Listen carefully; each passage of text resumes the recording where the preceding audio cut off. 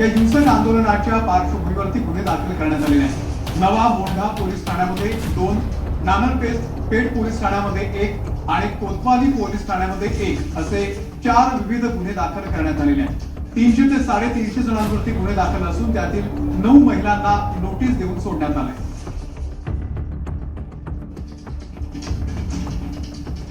परभणी शहरामध्ये गेल्या 2 दिवसामध्ये ज्या घटना घडल्या त्या संदर्भामध्ये एकूण 8 गुन्ह्यांची नोंद आतापर्यंत झालेली आहे आणि याच्यामध्ये 50 लोकांना आतापर्यंत अटक करण्यात आलेली आहे।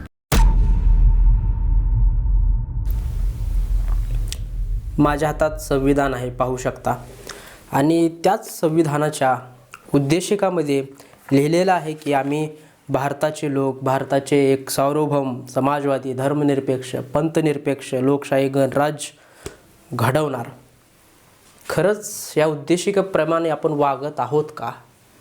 कारण बघतोय आपण राज्यात असेल किंवा देशात असेल जातीय दंगली घडतात, धार्मिक तेढ निर्माण होईल असे काहीतरी कृत्य करतात, त्याच्यामुळं आंदोलन हिंसक होतं, काहींचे खून होतात, काही तुरुंगात जातात, जे तुरुंगात पण असे व्यक्ती जातात जे निरपराध आहेत आणि 15-15, 20-20 वर्ष जेलमध्ये सडतात। अशीच एक घटना परभणीत घडलेली आहे। संविधानाची प्रतिमा तोडण्यात आलेली आहे। काय प्रकरण आहे आज आपण त्याच संदर्भात सखोलवर बोलणार आहोत। परभणी शहरात संविधानाची प्रतिकृती असलेल्या काचेचे बॉक्स फोडले, यामुळे शहरात तणाव निर्माण झाल्याचे आपल्याला पाहायला मिळालेले आहे। काही दिवसात या प्रकरणात एका व्यक्तीची अटक झाली आहे। परभणी शहरात 2 दिवस शांततामय मार्गाने निषेध आंदोलन चालू होतं। नंतर त्याच आंदोलनाने अचानकपणे हिंसक वळण कसं काय घेतलं? यामध्ये कोणत्या तरी राजकीय पक्षाचा स्वार्थ दडला आहे, यामध्ये कोणत्या तरी संघटनेचा स्वार्थ दडला आहे, असे प्रश्न आता उभा राहतात। या हिंसक आंदोलनामुळे खूप नुकसान झाले, गाड्या फोडल्या, दुकाने फोडली, पोलिसांच्या गाडीवर दगडफेकही केलेली आहे। अर्थात हे हिंसक आंदोलन हे निषेधार्थच आहे। अशा हिंसक आंदोलनांना वेळीच निषेध करावा लागेल। अर्थात दोषींवर कडक कायदेशीर कारवाई ही झालीच पाहिजे, पण संविधानिक मार्गाने झाली पाहिजे। पोलिसांसमोर पुरावा सादर करा, नंतर जे आरोपी आहेत त्यांना शिक्षा होण्यापासून कोणीही रोखू शकत नाही। असे आरोप तुम्ही पोलिसांसमोर सादर करा, ते आरोप सिद्ध झाले की त्या आरोपीला कोणीही शिक्षेपासून वाचवू शकत नाही। एकंदरीत पोलिसांची दृष्टी ही अनुसूचित जाती आणि जमाती आणि इतर अन्य दुबळ्या समाज घटकांवर ही दृष्टी त्यांची पक्षपाती असते, हे वेळोवेळी त्यांच्या कृतीतून दिसून येते।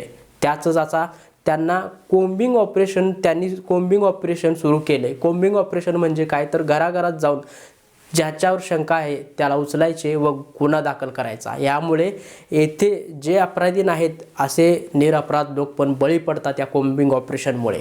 आणि एकदा का अशा निरपराध तरुणांवर गुन्हा दाखल झाला की 15-15, 20-20 वर्ष यांना न्यायालयात फेऱ्या माराव्या लागतात, हेलपाटे घालावे लागतात। यामुळे पुढचे शिक्षण असेल किंवा इतर दस्तऐवज काढायचे असतील तर खूप अडथळे निर्माण होतात आणि संबंध व्यक्तीचे आयुष्य इथेच संपते। म्हणून अशा प्रकारचे भावनिक होऊन हिंसक आंदोलने करणे टाळा। कायद्याचे मार्गाने न चालता कायदाच स्वतः हातात घेणे हे असंविधानिक कृत्य तर आहेच, याशिवाय संविधानाचा अवमान देखील तुम्ही करत आहात। अशा हिंसक कृतीमुळे काही साध्य होणार नाही. गुन्हे दाखल होतील, तुमचेच आयुष्य, तुमचीच भविष्य जे काही असेल ते खराब होणार आहे या हिंसक आंदोलनाच्या कृतीमुळे. परभणीची सदर घटना उघडकीस आल्यानंतर प्रशासन आणि पोलीस दलाने तात्काळ योग्य ती कारवाई करायला हवी होती. मात्र ते न झाल्यामुळे आज ही खरी परिस्थिती चिघळलेली आहे. परिस्थिती खूप बिघडलेली आहे परभणीची. परभणीतल्या लाखो रुपयांचे मालमत्तेचे नुकसान तर झालेच आहे, शिवाय कित्येकांवर गुन्हे देखील दाखल झालेत. पोलिसांनी संविधानाच्या प्रतिकृतीची विटंबना करणाऱ्यांवर कठोर कारवाई केलीच पाहिजे. तसेच सरकारने जनतेला आश्वासितही करणे महत्त्वाचे आहे की या प्रकरणात कोणतीही हयगय केली जाणार नाही. पण सरकार असं काही आश्वासन देईल का? कारण सरकार नुसतं आकड्यांच्या बाबतीतच आघाडीवर दिसते, कामाच्या बाबतीत कधी आघाडीवर येणार? सरकारचं नुसतं दिल्लीला येणं जाणं, येरझाऱ्या चालू आहेत. राज्यात काय चालू आहे त्या बाबतीत गप्पच आहेत. कधी खून होतात, तर कधी हिंसक आंदोलने होतात, तर कधी चोऱ्या माऱ्या आणि लोकांना पळून नेऊन त्यांचा खून होतो. काय चाललं आहे आपल्या राज्यात हे कळायलाच भाग नाही आहे. या घटनेनंतर परभणी शहरात तसेच जिल्ह्यातील पाथरी आणि जिंतूर या ठिकाणी देखील तणावाचे वातावरण पाहायला मिळाले. अनेक ठिकाणी निदर्शनं झाली, तसेच काही ठिकाणी टायर जाळून निषेधही नोंदवण्यात आले. परभणी शहरात जिल्हाधिकाऱ्यांच्या कार्यालयाजवळच डॉक्टर बाबासाहेब आंबेडकरांच्या पुतळ्याजवळच ही भारतीय राजघटनेची प्रतिकृती बसवण्यात आली होती आणि ती राजघटनेची प्रतिकृती सुरक्षित राहावी यासाठी त्यावर काचेचे आवरण बसवण्यात आली होती. ती काच किती लोकांनी मिळून फोडली? या प्रकरणामागे कोणाचा हात आहे? कोण आहे मास्टर माइंड या प्रकरणाचा? संविधानाचा अपमान करण्याची हिंमत होतेच तरी कशी? असे एक नाही, अनेक प्रश्न आता उभे राहतात. आणि मिळालेल्या सूत्रांकडून माहिती अशी आहे की पोलिसांनी ताब्यात घेतलेल्या आरोपीचे नाव हे सोपान दत्तराव पवार असून याचे वय जवळपास 45 एवढे आहे.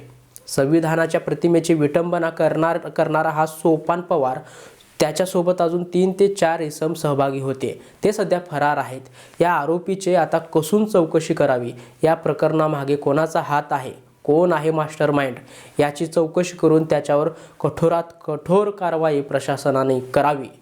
अजून एक येथे गोष्ट लक्षात घ्या, ही कृती मराठवाड्यातच घडली आहे, जिथे जरांगेंचं आंदोलन चालू आहे आणि त्याच्या शेजारील जिल्ह्यातच म्हणजे अर्थात परभणीतच ही घटना घडली आहे. कुठेतरी कुणबी विरुद्ध अनुसूचित जाती किंवा कुणबी विरुद्ध कुणबी यामध्ये संघर्ष निर्माण व्हावे, या जातींमध्ये भांडणं होऊन लोकांचे लक्ष तिकडे वेधले जाऊन शासनाला कोणते हित साध्य करायचे आहे.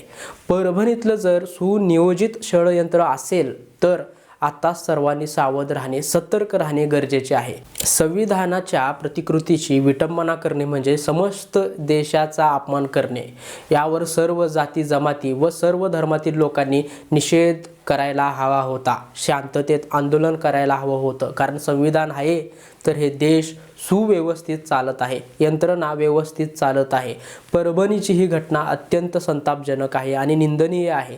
आणि एकच समाज फक्त रोडवर उतरतो, आंदोलन करतो, 2 दिवस शांततेत आंदोलन करतो आणि नंतर हिंसक त्या आंदोलनाला वळण येतं आणि बाकीचे लोक बघत बसतात आणि कमेंट असेल किंवा ट्विट असेल हे खेळत बसतात. ॲक्च्युली खरं सांगायचं झालं तर संविधान ही काही एका धर्माची किंवा जातीची मक्तेदारी नाही. संविधान हे समस्त भारतवासियांचा अनमोल असा ग्रंथ आहे. त्याच्यावरच हा देश चालत आलेला आहे आणि चालणार पण आहे. परभणीची घटना ही अत्यंत संतापजनक आणि निंदनीय आहे, निषेधार्थ आहे. अशी कृत्य करणारे कोणत्या घटकातील व्यक्ती असतात किंवा अशी कृत्य करणारी व्यक्तींची मानसिकता काय असते, आता आपण ते पाहूयात.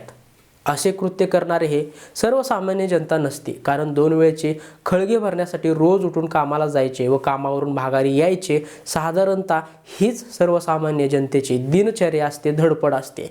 त्यामुळे बहुतांश लोकांच्या डोक्यात अशी कृती करण्याचे ही विचार डोक्यात मुळीच येत नसते. गुण्यागोविंदाने सर्वसामान्य जनताही जाती धर्माला न जुमानता नांदत असतात.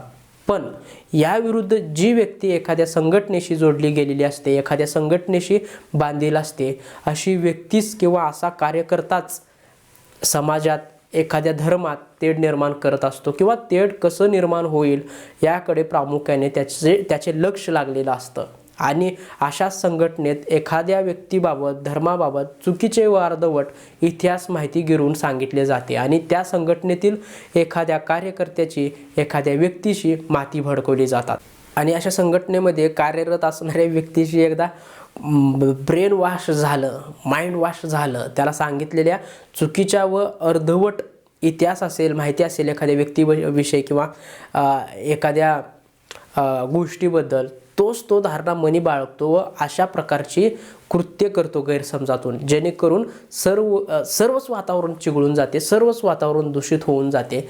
त्यामुळे अशा व्यक्तींना वेळीच ओळखा आणि अशा व्यक्तींपासून वेळीच त्यांच्यापासून सावध राहा. परभणीच्या जनतेनं आता शांत राहून या प्रकरणासंदर्भात योग्य तो पाठपुरावा करणे आवश्यक आहे. तसेच या दरम्यान कोणत्याही अफवांवर विश्वास ठेवू नका. संविधान ही देशाची अमानत आहे. या झालेल्या प्रकरणावर सर्व जाती धर्मातील लोकांनी निषेध नोंदवणं खूप आवश्यक होतं. संविधान काही एकाच जातीसाठी किंवा एकाच धर्मासाठी नाही आहे. मग सांगितल्याप्रमाणे भारतातील 140 करोड जनतेची ती अमानत आहे. सर्वांनी संविधानाचा आदर करणे महत्त्वाचे आहे आणि कायदा आणि सुव्यवस्थेचा प्रश्न निर्माण होईल असे कृत्य परभणीकरांनो करू नका. काही संघटनेंना तेच हवे असते. त्यामुळे जागृत राहून सावधानीने पावलं उचला. यामुळे त्यांना जे साध्य करायचं असतं ते साध्य करतात ते. त्यामुळे तुमचं भविष्य इथे वाया जातं. तुम्ही न्यायालयाचे चक्रा मारत बसता 15-15, 20-20 वर्ष. त्यामुळे सावधान राहा, सतर्क राहा. धन्यवाद. मी सुशांत कवळे.